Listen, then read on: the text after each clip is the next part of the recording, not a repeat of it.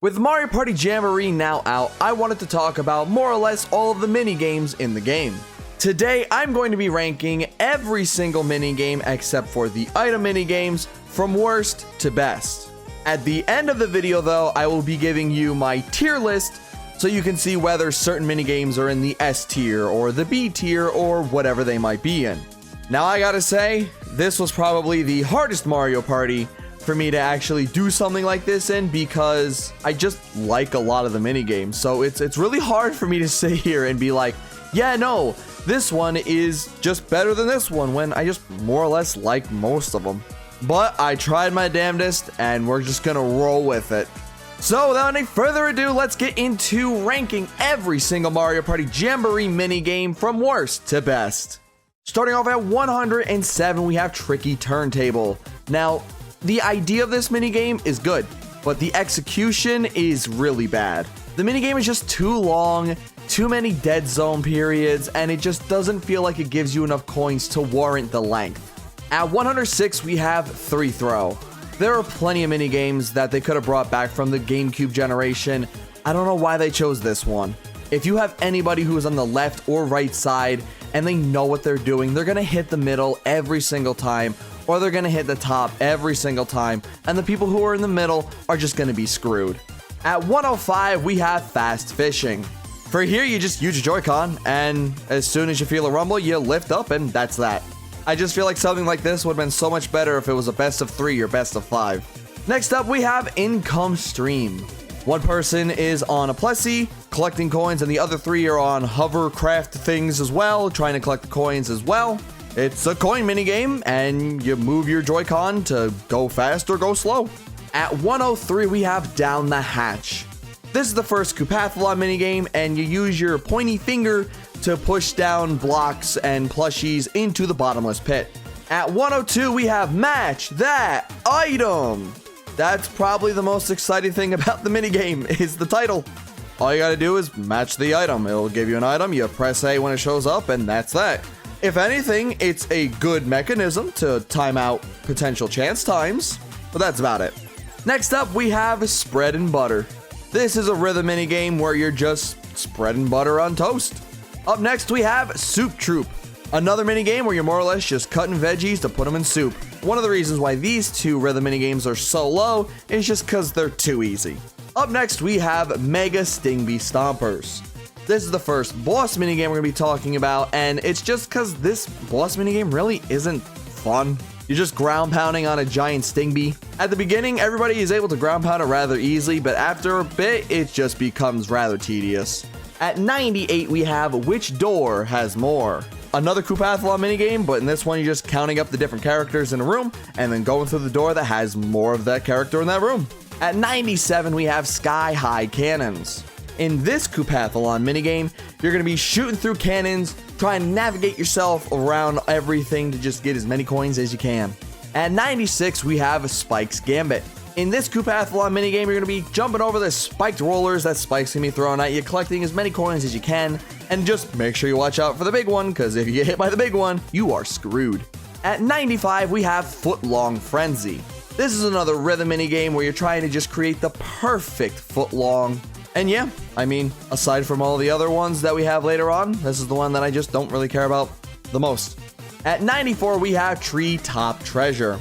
This is more or less your typical coin minigame where you run around to collect coins, but you have 2 teetering platforms and you kind of got to balance on them to try to get as many coins as you can. Next up at 93, we have Treasure Divers.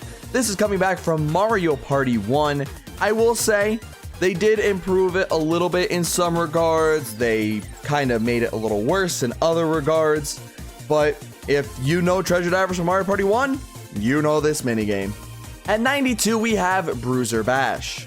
At first, I thought this game was weighted for the 3, but the more I play it, the more I feel like it's weighted towards the 1. But in all retrospect, this is one of the minigames like when it's picked, I'll be okay playing it, but I won't love it. At 91, we have Big Top Quiz. You got toads rolling around on balls, and you gotta make sure that you pick the answer to the questions that they ask you. Some will ask you what has more pictures of them. Some will ask you what isn't there. And it's your job to go down and try to pick the right thing as fast as possible. Now there's another minigame a little later on that I just prefer a little bit more, but we'll get to that when we get to that. At number 90, we have Granite Getaway. I know a lot of people love this minigame. My only complaint about this minigame is I just wish it was harder. It's too easy. 9 times out of 10, when I'm playing with anybody, almost everybody always makes it. If there were a few holes, if there were a few more taller things for you to jump over, it would be so much better, but as it is, it's number 90. At 89, we have DK's Conga Line. This is the first showdown minigame, and it's DK's. I enjoy the minigame. I like the rhythm aspect of it. I just wish there was like another song or maybe some different patterns that they would make you do to where it's not always the exact same song with the exact same pattern every single time. At 88, we have Snow Brawl. This one hurts. I love Snow Brawl. Snow Brawl is so good. But if you're playing with people, 9 times out of 10, the 3 are going to win. I have seen so many games of Snow Brawl end in maybe 1 or 2 seconds, and I just feel like they advantaged the 3 so much more than they needed to, but I feel like they ruined it just a little bit. At 87, we have On Again, Off Again. This 1v3 really helps out the 3, unless the 1 really has a specific kind of strategy going into it, and even then, I feel like this one is just more garnered towards the 3 anyway. At 86, we have On Barb. It reminds me of that one skewering minigame back in Super Mario Party. It is a simple one, but it can be a little bit tricky. At 85, we have Burger Builders. Another rhythm minigame, which is good. I enjoy it, but not my favorites. At 84, we have Coin Corral. This is a Joy-Con minigame where you gotta lasso in a bunch of different chests. You can go for the big chest, you can go for the little chest. Just make sure that you don't go for the bombs, otherwise you're going to screw yourself royally. At 83, we have Pickaxe Dash. My only complaint about this one is that it's just too short. I feel like you can finish this way too quickly. If this minigame was like 3 to 4 seconds longer, maybe even 5, it would be so much better, but you can finish this a little too fast. At 82, we have Golden Brown. This is a Coopathlon minigame where you gotta go in and try to cook up a bunch of different breads shaped in a bunch of different ways. You take them out before they burn, and just make sure you don't take them out too early, otherwise you ain't gonna get the coins for them. At 81, we have Puzzle Pandemonium. You're working together with 7 other people in this minigame to try to solve as many puzzles as you can within the time limit. If you got the right people for this, you're gonna be great. If you have a couple people who don't know how to do puzzles at all though, you are not gonna have any fun. At number 80, we have Robo Arm Wrestle. In this minigame, you are just going to be shaking your Joy-Con as fast as you can, as much as you can, within 10 seconds. I thought this was going to be a button masher when this was initially shown off, but still, as a shake as fast as you can for 10 seconds, trying to beat your opponents, it's a good game. Up next, at 79, we have Whisk Cream, another rhythm minigame. This one I didn't really get the timing of initially, but once you understand the timing of it, it's pretty fun. At 78, we have All the Marbles. This is a dual minigame, and of the dual minigames that aren't motion-based, this is the worst one. It's still not a bad minigame, but you're just running through a bunch of marbles, pushing your opponent around, and just trying to make sure you get to the end first. At 77, we have Short Stack Chef. In this minigame, you're going to be flipping over pancakes to try to make them look as good as you can, just like it shows off in the box art for the game itself. I really like this one. I just suck at the actual giant one. That's the one that always gives me issues. At 76, we have On the Beat. Again, another rhythm minigame where this one you're gonna be pulling out beats from the ground, and you just gotta time it along with the rhythm. At 75, we have Parfait the Course. In this rhythm minigame, you're gonna be swinging your spoons like baseball bats to hit all the different things into the giant cup to make the absolute best parfait that you can. At 74, we have Gatekeepers. Here you're just gonna try to pick one of the 5 keys and hope that it unlocks one of the 3 doors. Obviously there's gonna be 2 keys that will not unlock anything. So, unless you're very lucky, you're probably gonna pick the wrong thing, and then somebody's going to pick the key after you and more or less pick the right door. At 73, we have Ball Volley. This is an 8-player minigame where you're going to be hitting volleyballs from one person to another. You got your normal volleyballs, you got your big volleyballs, which are faster, and then you got your gold volleyballs, which take longer. Work together and try to get as many points as you can. At 72, we have Dory Pedal Paddle. I've heard some people have issues with this minigame, and maybe it's because I didn't look at the actual instructions initially, but I kind of figured out my own strategy for doing this, and it's worked rather well. So I know some people might hate this minigame, but I don't, just because I've kind of figured out how to do it on my own. At 71, we have Defuse or Lose. This is a minigame coming back from Mario Party 5. Some people really love this minigame. I think this minigame really comes down to whether or not you have somebody else on your team who can and actually is able to hit the fuses and to make sure they understand their depth perception. At number 70, we have Rosalina's Radical Race. This is another showdown minigame and the only showdown minigame which requires you to use your Joy-Con. I feel like this minigame tries to take the excitement of like a Mario Kart and put it into a minigame itself. I just feel like there's not as many things to interact with in the actual minigame itself to make it a top 50, top 25 minigame, but just enough to leave it as where it is right now. However, I love the aesthetic of the minigame. At 69, we have Arch Rivals. This is a Joy-Con minigame where the three are going to be taking the Joy-Cons and trying to tilt it back and forth to make sure that the one is not able to shoot the arrows and get points off of the things that the characters are holding above their heads.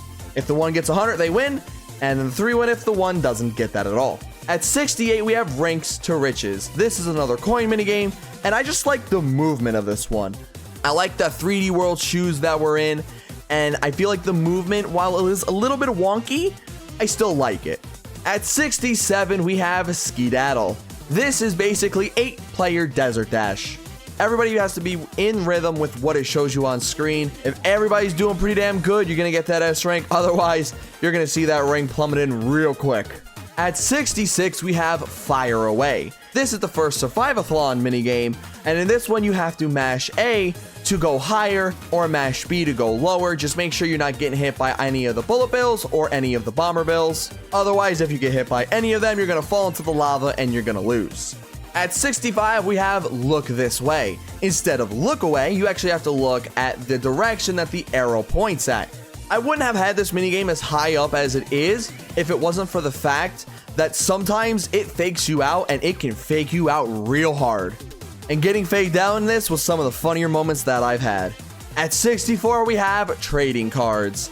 This is another 8-player minigame where you have to work together with your team and try to make the picture or the stacking that it's trying to make you to do with all 8 different cards. You work together, pass it from one end to the other, and somehow along the way, make sure that you know where everything is, because it can get pretty chaotic pretty fast. At 63, we have Fuzzy Heights. This is a dual minigame where you more or less just have to try to go in between all the different layers of fuzzies and make it as high as you can within the time limit. Some of the fuzzy things are rather easy to read, some of them are a little bit more tricky, and depending on where you are, some of the fuzzies will knock you down a little bit and you can get right back up. Other times, you'll get hit, and then you'll get hit, and then you'll get hit. At 62, we have Squeaky Shakedown. This minigame is basically Bash and Cash, but reversed, and it's a coin minigame. The one person now has the hammer, and they have to go around hitting the 3 people with coin bags to get as many coins as possible within 30 seconds. To make up for the fact that the one is by themselves, they are a little bit faster than the 3, so that does help out a little bit in trying to make the game a little bit more balanced. At number 61, we have Stamp Out. This is a returning minigame from Mario Party 4 where everybody's on their own little ink pads and they gotta jump around trying to get as much of their paint all over the place. It's a really fun minigame, just so long as you don't always have somebody trying to cover your ink and your ink alone. At number 60, we have Night Lights. This minigame looks similar to Crank to Rank from Mario Party 8, except for this minigame, it's the Peach's Castle in the background, you got the lights going up all the way to it. The aesthetic is really damn good. And I feel like the actual cranking motion in it works really well in it too. At number 59, we have Burning Bridges. This is another Survivathon minigame where you just gotta jump over a bunch of fireballs that Bowser is having shot at you from side to side. Honestly, if you're on one of the sides, you're probably really golden, whereas if you're more around the middle of any of the lines, it's a little bit harder. At 58, we have Twist and Sort. I didn't think much about this minigame coming into it, but it's a really good strategy minigame where you got to make sure that certain things are certain ways, otherwise the cheap ain't going to go into the cheap bin, or the blooper ain't going to go into the blooper bin. At 57, we have Chomp Wash. This is an 8-player minigame where one person is going to be washing chomps, and then the other 7 people have to work together to try to hammer down all the leaks to make sure that the one person actually has enough pressure in their hose to wash the chomps. At 56, we have Cage Catch.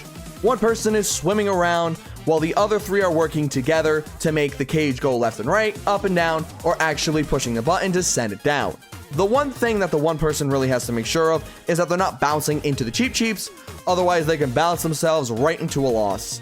At number 55, we have Mega Rocky Wrench Wreckers. In this minigame, you're going to be shooting a Mega Rocky Wrench while he goes up and down between all the different areas, and there's going to be little Rocky Wrenches as well, trying to make sure that they try to get in your way by throwing wrenches at you. And it's a nice, fun, shooting the boss type minigame that I kind of really enjoy. At number 54, we have Hammer It Home. In this minigame, you gotta more or less try to time your hammer hits as best as you can, because some of the nails will be shorter, some of the nails will be longer. And the last thing you wanna do is hit something just a little too short to where you're gonna be wasting time to hit it again. At number 53, we have Waluigi's Pinball Arcade. This is Waluigi's Showdown minigame, where you're gonna be playing a 3-minute game of pinball. A whole bunch of things can occur, like getting multi-ball, or getting a 2x multiplier, or getting blooper, which is the most useless thing in the world. I think the major complaint about this minigame that most people have is that it's 3 minutes long, and while I don't feel like that is too long of a time for this, because it really does make for some great comebacks, I could understand the world where you would want it to be either like maybe 2 minutes, or maybe 2.5 minutes at longest. At number 52, we have Sleight of Shell. This is a survivathon minigame where you're just going to have to try to keep an eye on the shells and make sure you pick the ones that do not have any bombs in them. The first 2 are rather easy, but the third one is really tough. If that third one wasn't really tough, this would be so much lower, but that third one makes this really good. At number 51, we have Platform Peril. We all remember Platform Peril back in the days. Well, it is back, but this time it is a coin collector minigame. While the distance from jumping between platform to platform isn't as big as it used to be, there are still plenty of opportunities for you to jump on somebody and make their world a living hell. At number 50, we have Snag the Flags. Run around a globe trying to get as many flags as you can. You'll have a bunch of ones just scattered all over the place, then sometimes you'll have a bundle of 3 together. Sometimes you will get a good route, and other times you may not get the best of routes, but I still think it is a rather fun one to play. At number 49, we have Blame It on the Crane. The difference between this and the original version of Blame It on the Crane is that instead of holding down A to move the crane back and forth, you actually have full control of the left and right movement of it, which I do believe balances out the minigame just a little bit more. At number 48, we have Unfriendly Flying Object. One person is in a UFO dropping spiked platforms on the other 3. And the best way to really do this, if you are the one, is to try to angle your shots on the other platforms so that way they can either slide into the other people or maybe flip onto them. At number 47, we have Mario's 3-peat.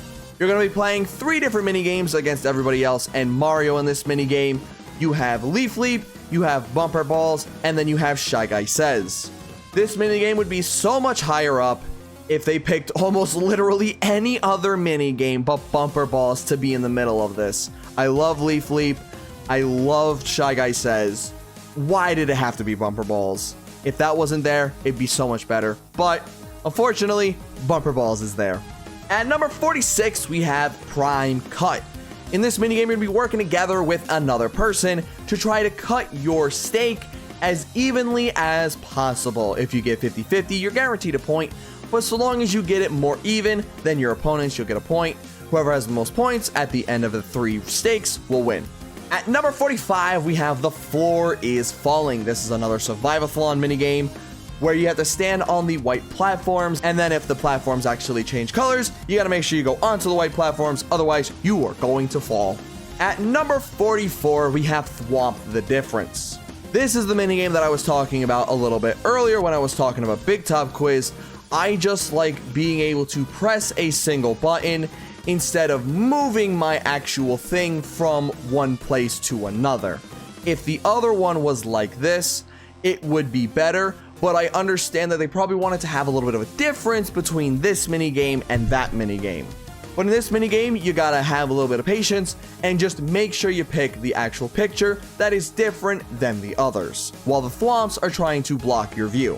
At number 43, we have Dragoneel Slayers. This is another boss minigame. We're going to be on jet skis, trying to collect as many shells as you can, avoiding all the different obstacles, and then after you collect all your shells, you're going to be trying to avoid the Dragoneel, which is going to be doing a little bit of whirlpool action, so you got to make sure you don't get sucked into that. And then after that, you're going to be throwing your shells at the Dragoneel. Do that for a few rounds. Whoever has the most hits will win. At number 42, we have Castle Hassle. This is the final Survivathon minigame. We're going to be running away from the imposter Bowser, trying to make sure that you don't fall into any of the holes or get hit by any of the falling rocks or bombs or whatever they're actually considered, because I really haven't been paying attention to that. And just making sure you're not behind any of it or just getting sucked into the ground when they actually hit the floor itself. At 41, we have Brick Breaker. This is a Koopathlon minigame. We're going to be taking a shell and trying to break as many bricks as possible. I love this. It's really fun. The only complaint I have about this is that if you do not get the red shell, you are going to do really bad in this. So your main priority going into this is get that red shell. At number 40, we have Coin Conveyor. Another Koopathlon minigame in the vein of Peace Out from Mario Party 5, where you just got to fill up a bunch of different lines, a bunch of different angles, to try to get as many coins as possible. Sometimes you can even get some bombs to blow up some extra areas, and you can sometimes get some bombs to kind of work together and blow up a whole bunch of different areas, which can make it really fun. At number 39, we have Yoshi's Mountain Race. Race up the mountain on your Yoshis, trying to reach the actual Yoshi himself, running along, doing a bunch of platforming, grabbing some apples, trying to make sure you can run as fast as possible, and take a couple shortcuts if you know where the shortcuts are. At number 38, we have Peach's Day Off. You're going to start with a bunch of presents, try to bring as many presents without getting them knocked off to Peach as possible. Then you're going to be selecting from 3 different plates of donuts. You want to be the odd one out and pick plates of donuts that your opponents aren't picking. And in the final round, you're going to be taking a bunch of different gems, bringing them back to your firework launcher, and then launching them in the air to get as many points as possible for that. Most points at the end will win the minigame and win Peach. At number 37, we have Noggin Knock. You're going to go around in this Koopathlon minigame and try to hit as many Monty Moles as you can. You'll have your normal Monty Moles, you might have a couple golden Monty Moles, and then sometimes you might also see a couple red coins pop in every now and then. Just make sure you don't hit any bombs. At number 36, we have Shuttle Scuttle.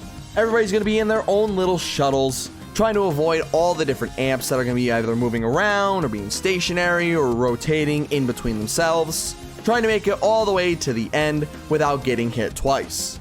At number 35, we have Copycat Curry. This is the final rhythm minigame, and I mean, it's Waluigi's.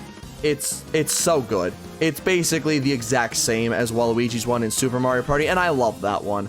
The aesthetic, the music, everything is just so good. But if you want a little bit of a surprise, I would say go play this minigame with Waluigi in your party if you haven't done that already. At number 34, we have Jump the Gun. This is a minigame coming back from Mario Party 6, and I love Jump the Gun. Jump the Gun is so good. The differences that they made in this minigame, though, is that the shooter is on a little bit more of a timer, and then the course itself is a little bit shorter. Other than that, Jump the Gun, very good. At number 33, we have Juiceworks.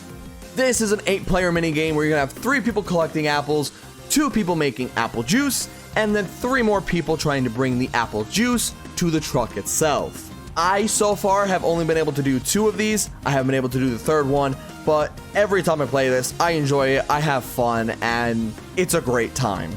At number 32, we have Bowser Crashers. Everybody is in their own airship and they gotta boost up some rockets to jump right into Bowser.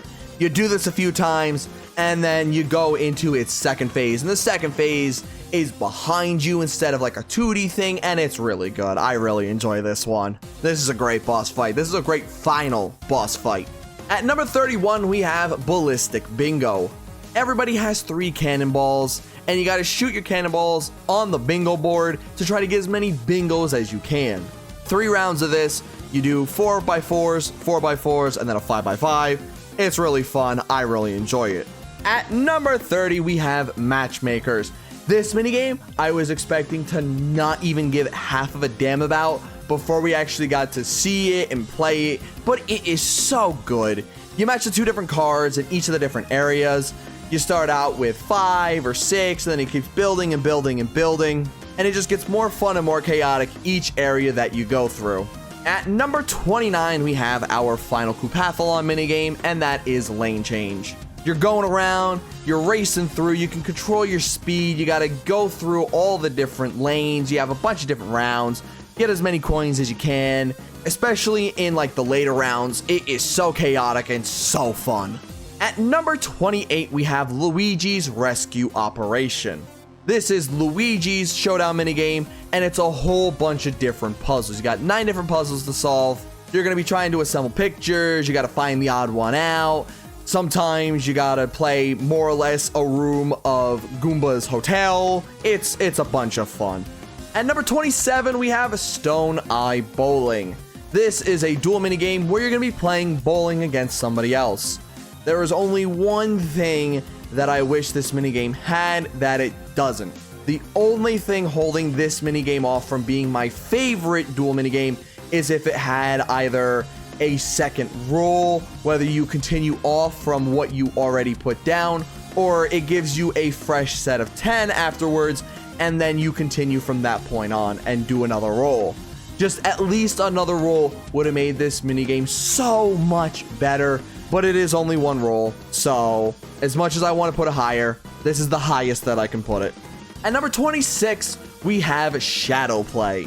In this minigame, you're working together as a team of 2, trying to create the exact same shadow that is in the center. Sometimes you'll have things that are on the bottom, and other times you'll have things that are on the top. You gotta very quickly try to figure out which side that your actual shadow is on, and make sure you get it there as fast as possible. At number 25, we have Sunset Standoff. One person is in a giant bomber bill, just tumbling down towards you, and you just got to make sure that you don't get hit. You're going to have a little bit more as the 3 room to wiggle around than the 1, but it is still a fun time overall. At number 24, we have Trampoline. You're going to be bouncing on a bunch of ant troopers. They're going to be going one way, and then sometimes halfway through, they're going to turn around, sometimes make it just a little bit faster. And you just got to make sure that you don't land on any of the ones that have spikes on top of them. Or you got to make sure that you don't hit any of them that are on the sides themselves, because you will lose that way too. At number 23, we have Sled to the Edge. In this minigame, you got to get as close as you can to the end without obviously going over. Now, a little tip and a little trick, if you don't know, look at the background in the water. If you think that the thing that they're showing you at the beginning is meaningless and pointless, look at everything in the background in the water. That will tell you when you need to stop.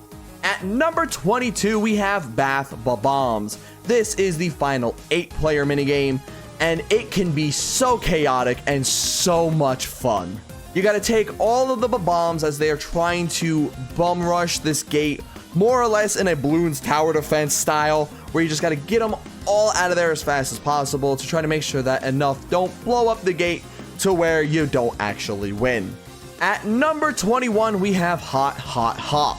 In this minigame, you're going to be jumping over a bunch of fire bars. You're going to try to avoid all of the magmargs. And while I feel like this minigame is a little bit on the easier side, you can definitely footstool somebody into either a magmarg or into the fire bar and have a whole lot of fun. At number 20, we have Tilt-A-Golf. In this minigame, you're going to get a golf ball and you got to try to get it into the hole as fast as possible. Honestly, it is a very fun motion minigame, and the only thing that I would ask for in this is that it was maybe like 5 rounds instead of 3. At number 19, we have our final duel minigame being Slappy Go Round. This is mind games to the max. Are you going to be the one to ground pound? Is your opponent going to be the one to ground pound? How long can you wait out for your opponents to ground pound?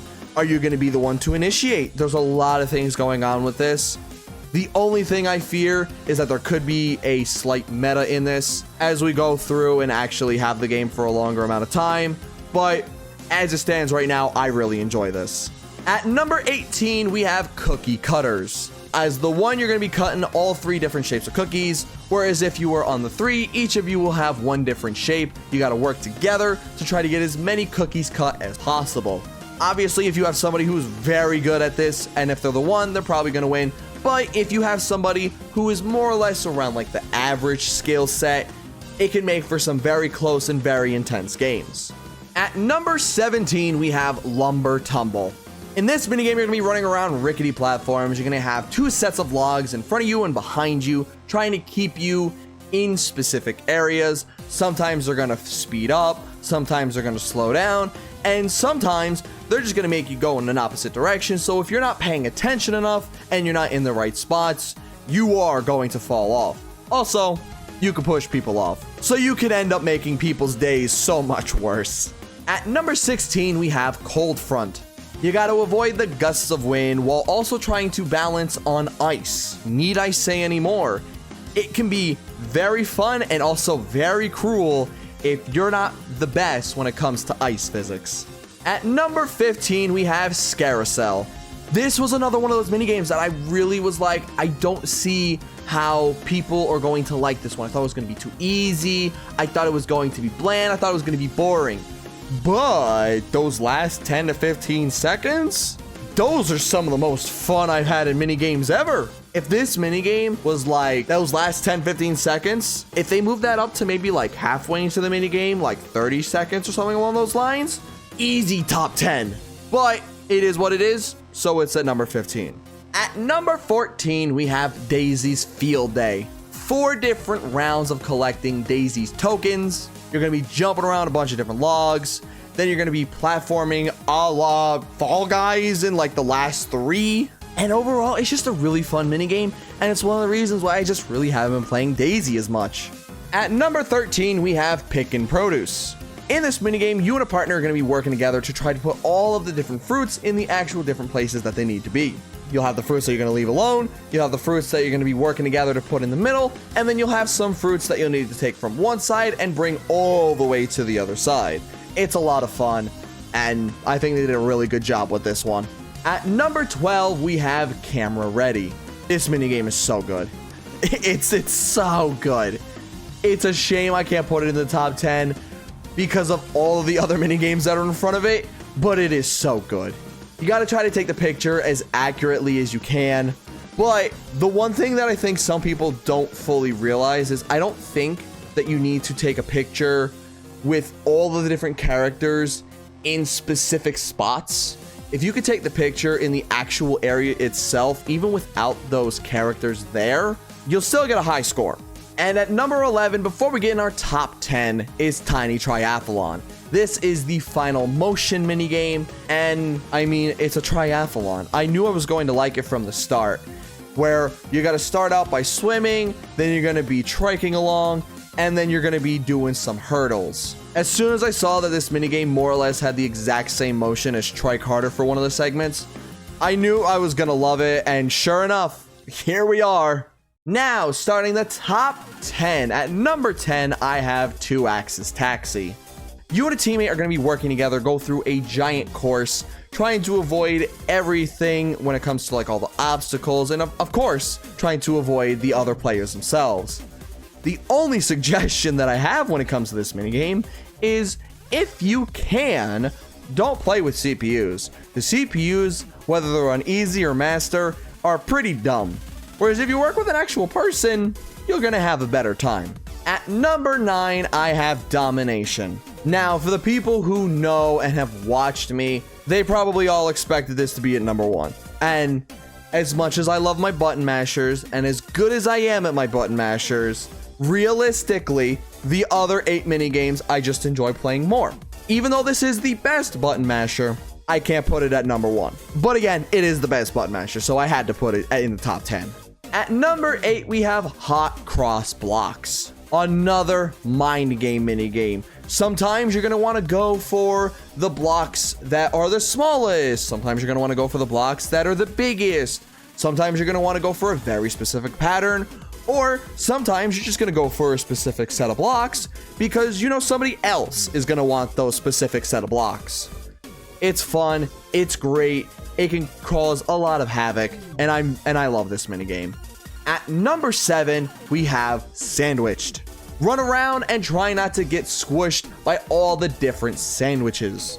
They start off really slow, but it gets faster and faster and so much faster.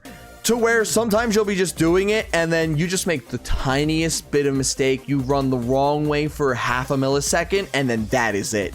At number 6, we have Wario's Buzzer Beater. I love game shows. Game shows are my thing. You give me a game show hosted by Wario, that's it. That's game. I love all like the types of questions. I love the aesthetic of it. I love that it's reaction based. Everything about it, damn near perfection. Starting our top 5, I have Lost and Pound. Now, Lost and Pound, some people may hate it, especially if you're playing in person with some other people.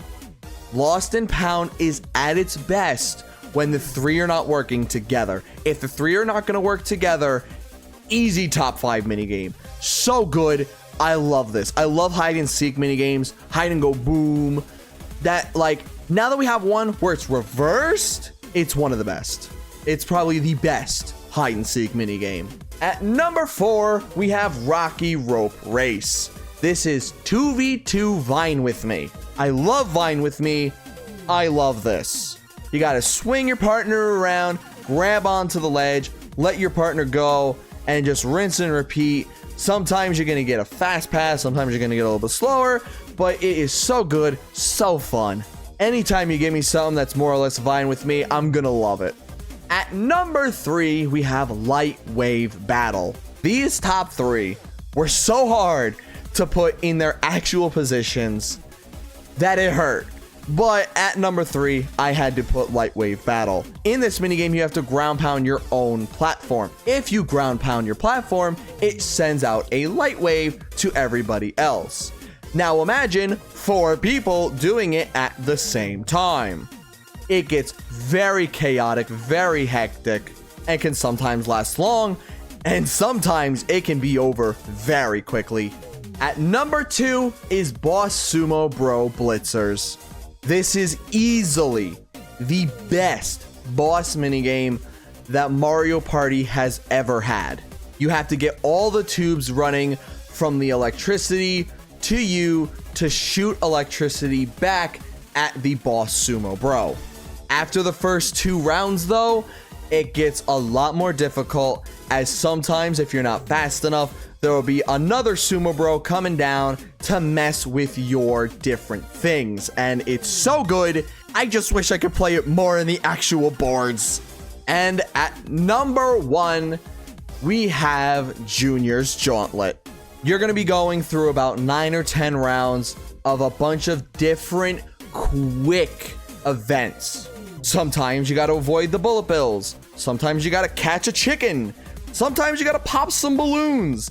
And always at the very end, you gotta avoid Bowser Jr. himself, as he is going to take his giant gloves, giant arms, and just swing them at you.